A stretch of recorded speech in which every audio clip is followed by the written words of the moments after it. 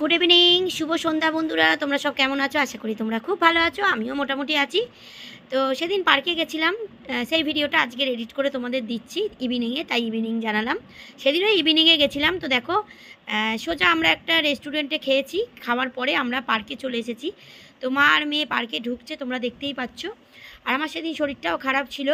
তো যাই হোক, মেডিসিন খেয়েও গেছি মেয়ের জন্য, মেয়ের আবদার ছিল। তো চলো, ধোসা খেলাম রেস্টুরেন্টে, সেই ভিডিওটাও তোমরা পেয়ে যাবে, আমি দিয়ে দেবো এডিট করে। তো আজকের পার্কের ভিডিওটা তোমরা দেখো। তো দেখো পার্কে কত ভিড় হয়েছে, দেখো কত বাচ্চারা আসে। আর আমাদের এই পার্কটা হচ্ছে শখের বাজার। তোমরা যারা বেহালায় চেনো তারা চেনো, যারা থাকো আর কি বেহালায়, তো তারা তো চেনোই এই পার্কটা। তো দেখো কত বাচ্চারা দোলনা চড়ছে। তো আমার মেয়েও বলছে মা আমিও দোলনা চড়বো। আমি বললাম দাঁড়াও, আমি একটু ভিডিও করে আমার বন্ধুদের দেখিয়ে দিই। আর দেখো এই ঝর্ণাটা ঠিক 7:30 পর্যন্তই চলে আর কি, তারপর বন্ধ করে দেয়। আর কি সুন্দর দেখো, খুব সুন্দর এখানে পুরো সিনারি, এত সুন্দর ঝর্ণাটা, আর এত সুন্দর গাছ লাগিয়েছে, কত সুন্দর লাগে। তবে এখানে দুপুরে আসতে পারলে কিন্তু খুব ভালো হয়, কারণ দুপুরে কিন্তু ভিডিও করার মানে জায়গাটা কিন্তু দারুণ। কিন্তু আমার তো দুপুরবেলায় হয় না। তো যাই হোক, এই বলতে বলতে দেখো মেয়ে হচ্ছে দোলনায় বসে গেছে আর দোলনা চড়ছে। দেখো আমি একটুখানি ভিডিও করে নিচ্ছি। তো দেখো 3-4টে বন্ধু পেয়ে গেছে, তাদের সঙ্গে দোলনা চড়ছে খুব মজা করে। তো যাই হোক, ওদের ভালো লাগলেই আমাদের ভালো, কেননা যেহেতু ওদের স্কুল ছুটি পড়ে গেছে, তো সেই জন্য খুব মজা করছে। তো রেস্টুরেন্টে একটুখানি খাওয়ার ইচ্ছা ছিল ওর।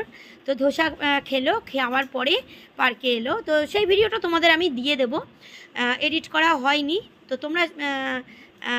তোমরা কে কী করছো অবশ্যই ইভিনিংয়ে, চা খাওয়া হয়ে গেছে কিনা অবশ্যই কিন্তু আমাকে কমেন্ট করে জানিও।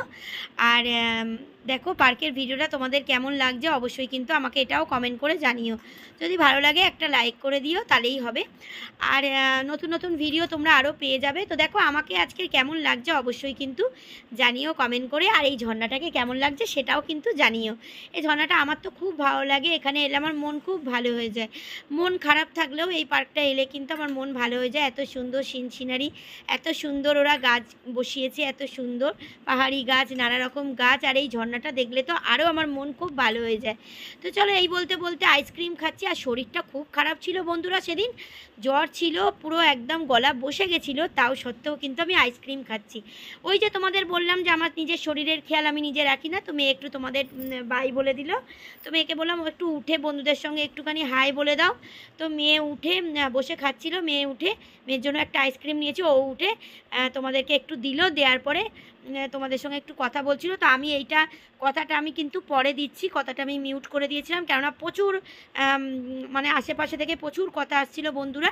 তো সেই জন্য দেখো এই আইসক্রিমটা খাচ্ছি, গলা বসে যাক যাই হোক, আইসক্রিম কিন্তু আমি খাবোই, কেন আমার খুব ফেভারিট আইসক্রিম, আমার খুব ভালো লাগে খেতে।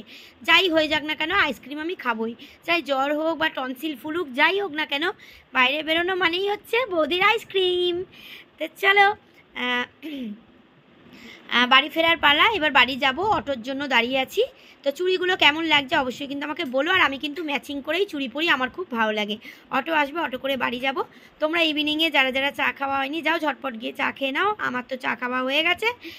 আইসক্রিম খাওয়ার পরে কিছুক্ষণ বসে আমি চাও খেয়ে নিয়েছি। এই ভিডিওটা ভালো লাগলে অবশ্যই লাইক করে দিও।